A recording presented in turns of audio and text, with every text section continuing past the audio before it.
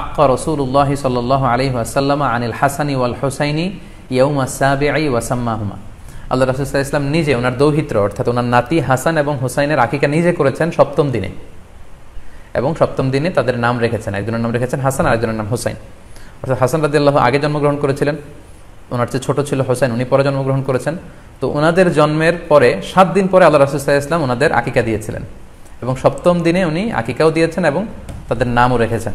তাহলে আল্লাহ রাসূল সাল্লাল্লাহু আলাইহি ওয়াসাল্লামের কওলি হাদিস, ওনার ভাষ্য মতে আমরা জানলাম উনি বলেছেন সপ্তম দিনে আকিকা দিতে হয়, এবং ওনার ব্যক্তিগত আমল থেকে আমরা জানতে পারলাম যে উনি ওনার 2 নাতির আকিকা দিয়েছেন সপ্তম দিনে এবং নাম রেখেছেন।